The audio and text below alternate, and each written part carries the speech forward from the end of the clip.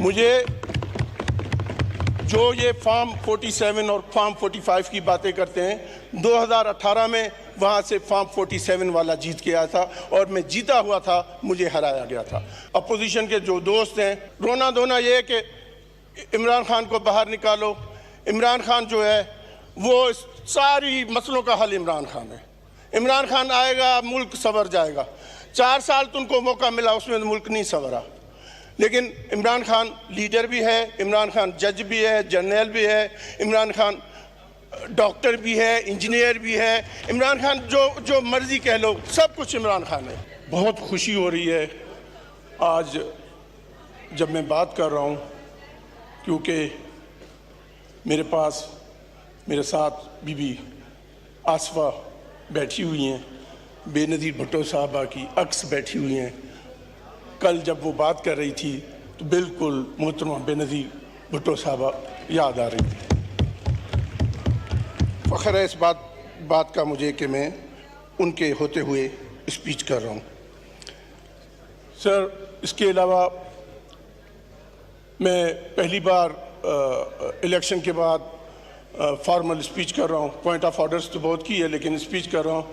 मैं तहे दिल से अपने पार्टी का, अपने पार्टी के चेयरमैन का, अपने पार्टी के प्रेसिडेंट आसिफ अली जरदारी साहब का और पूरी पार्टी क़यादत का, आदि फरियाल ठाकुर साहबा का, सबका शुक्रिया अदा करता हूँ जिन्होंने मुझे ट्रस्ट किया, यकीन किया और मुझे टिकट दी। और उसके बाद जैकबाबाद के अवाम का शुक्रिया अदा करता हूँ, उन्होंने मुझे बहुत बड़ा मैंडेट दे के यहाँ भेजा। मुझे जो ये फॉर्म 47 और फॉर्म 45 की बातें करते हैं, 2018 में वहाँ से फॉर्म 47 वाला जीत के आया था और मैं जीता हुआ था, मुझे हराया गया था। और उसका नतीजा वहाँ के हल्के वालों ने दिखा दिया उनको। वो मेरे से 66,000 की लीड से हारे हैं। अल्हम्दुलिल्लाह मुझे 1,26,000 वोट मिले, जैकबाबाद वालों ने दिए। मैं उनका बहुत बहुत शुक्रिया अदा करता हूँ और मैं उनको यकीन दिलाता हूँ, यहाँ जब भी उठूँगा मैं उनके लिए बात करूँगा। उनकी जो रिक्वायरमेंट्स हैं, जो उनके ज़रूरियात हैं, जो तबाहियाँ होती हैं फ्लड्स में, सब की बात करूँगा।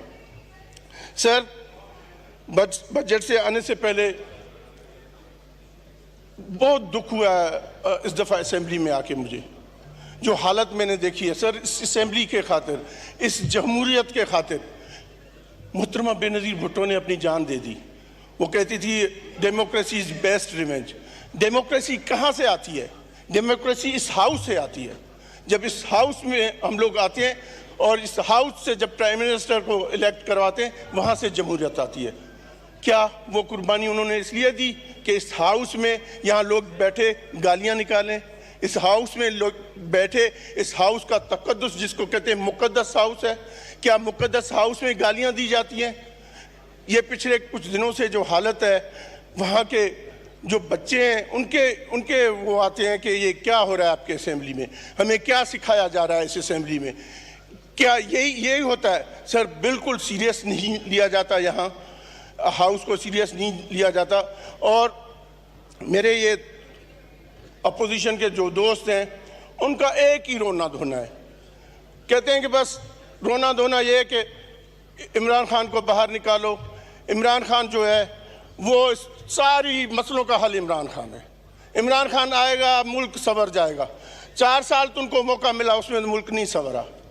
लेकिन इमरान खान लीडर भी है, इमरान खान जज भी है, जर्नल भी है, इमरान खान डॉक्टर भी है, इंजीनियर भी है। इमरान खान जो मर्जी कह लो, सब कुछ इमरान खान है।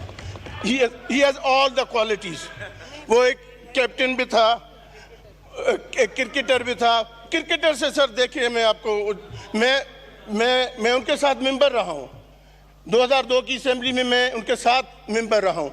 एक सीट के साथ यहाँ बैठे होते थे, सिर्फ एक सीट थी 2002 में। 2008 में आए ही नहीं। 2013 में इतने पॉपुलर हो गए कि सीटें उन्होंने लाए। वो क्या था राज? 2018 में हुकूमत आ गई, 13 के बाद 18 में हुकूमत आ गई। उस वक्त फॉर्म 45, 47 नजर नहीं आ रहा था। सर, मैं आपको एक हकीकत बताता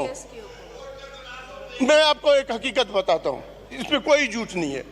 सर, कराची में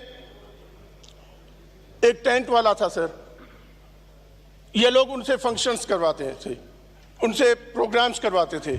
उनका बिल आ गया था तो ये गए थे बिल लेने, उनका बंदा, तो उन्होंने कहा कि हमें बंदा बिल तो नहीं है लेकिन हम आपको टिकट दे देते हैं। उनको टिकट दे देते हैं सर। मेरा कज़न, उसका दोस्त था, उसने कहा कि यार तुम्हारा कज़न इतने बार एमएनए रहा है, उससे पूछो कि मैं एमएनए बनूंगा तो मेरा खर्चा वर्चा निकल आएगा, कितने पैसे मिलेंगे। तो मेरा कज़न आया मेरे पास और कहने लगा कि ये आपको टीएडीए और ये चीज़ें कितनी मिलती हैं। मैंने कहा क्यों पूछ रहे हो? कहता है यार वो बंदा है, उसको बिल नहीं मिल रहा, वो कह रहे हैं कि ये टिकट दे दो, तो क्या करें।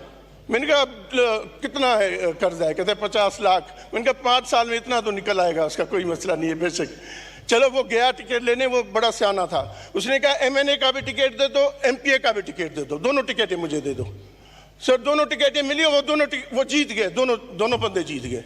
तो 2018 में आपको वो चीज़ें याद नहीं आ रही। अब आप फॉर्म 45, फॉर्म 47 का रट लगाए बैठे हो कि ये फॉर्म 47। मेरे भाई आपने सीटें लाए, हमने तो आपको कहा कि आप हुकूमत बनाएं, हमने कहा आप बातचीत करें, आप कहते नहीं बातचीत में नहीं करेंगे, बोलेंगे भी नहीं, पीपल्स पार्टी से कभी बात नहीं करेंगे, नून लीग से कभी बात नहीं करेंगे, एमक्यूएम से कभी बात नहीं करेंगे। भाई फिर किससे बात करेंगे? और फिर कहते हैं कि हम फौज के खिलाफ हैं, और इस्टेब्लिशमेंट की बात आती है तो कहते हैं हाँ उनसे बात करेंगे। बात तो आप इस्टेब्लिशमेंट से करना चाहते हैं और फिर यहाँ रट लगाते हैं 45 और 47 का। ये ख़त्म हो गया टाइम। अब ये टाइम है कि हमारे चेयरमैन साहब ने यहाँ फ्लोर ऑफ द हाउस पे आप लोगों को कहा कि बातचीत करके मसले हल करें। बातचीत के अलावा कोई मसले का हल नहीं है सर। किसी भी चीज़ का हल डायलॉग है, डायलॉग के अलावा नहीं होता। डिटेरियंस है जो आखिर में आता है, लेकिन ये लोग कभी डायलॉग करते नहीं हैं, इनको वैल्यू नहीं पता, इनको इस चीज़ की अहमियत का नहीं पता कि हमारे लीडर ने अपना खून बहाया, वो यहाँ शहीद हुए रावलपिंडी में। उनका खून जब गड़ी खुदाबख्श में कब्र में उतार रहे थे पे खून नहीं रुका, वो खून जमहूरियत के लिए उन्होंने बहाया था, आप लोगों के लिए नहीं बहाया था कि यहाँ आके आप लोगों को गालियां दें।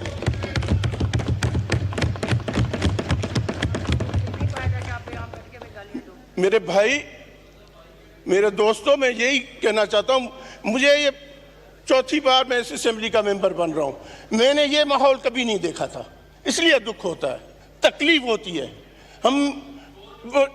इस हाउस का एक प्रेस्टीज होता था, इस हाउस ने आपको आइन दिया, भुट्टो साहब ने आपको आइन दिया, वो इस हाउस के मेंबर रहे हैं, वो वजीर आजम रहे हैं, मोहतरमा बेनज़ीर भुट्टो साहबा वजीर आजम रही है। मेरा कहने का मतलब है कि आप इस हाउस को सीरियस लें, आप इस हाउस में आके बात करें, हम बात करने के लिए तैयार हैं। आप इस तरह सिर्फ शोर करेंगे, इस तरह गलत बातें करेंगे, ये अच्छा नहीं है इस असेंबली के लिए। यहाँ इनके लीडर उठ के बोलते हैं, लीडर ऑफ अपोजिशन ने 3 घंटे बात की। मुझे लीडर ऑफ अपोजिशन से बहुत सिंपल सवाल है, सीधा सीधा सवाल है, बलोच आदमी है, वो उल्टे सवाल आते ही नहीं है मुझे। वो यहाँ बैठे हुए हैं पीटीआई के लीडर ऑफ अपोजिशन बन के। सर 2002 में वो मुझे बताएं वो किसके मेंबर थे? डिक्टेटर मुशर्रफ के मेंबर थे वो। 2008 की असेंबली में वो बताएं वो किसके मेंबर थे? वो नून लीग के मेंबर थे। उसके बाद 13 में वो इलेक्ट नहीं हुए थे, 18 में फिर वो पीटीआई के आए, मेंबर बने। मुझे बताएं कि वो डिक्टेटर सही था, नून लीग वाले सही थे, पीटीआई सही थे, कौन सही है? इनमें से कोई तो गलत होगा, या उस वक्त आप गलत है या अब आप गलत है। और उसी जज्बे के साथ खड़े होकर आप बातें करते हैं। आप क्रॉस टॉक खामोशी से सुने। यहाँ उठ के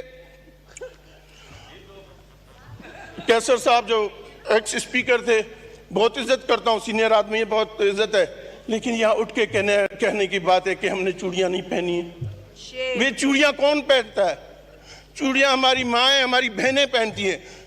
इस पे ये डिस्क्रिमिनेशन करना, औरत को नीचा दिखाने की कोशिश करना कि चूड़ियां हमने नहीं पहनी है। चूड़ियां पहननी चाहिए, हमारी बच्चियां चूड़ियां पहनती है तो चूड़ियां पहनते तो अच्छी बात है। ये कहना कि औरत को हर चीज़ में नीचा दिखाने की कोशिश करते हैं।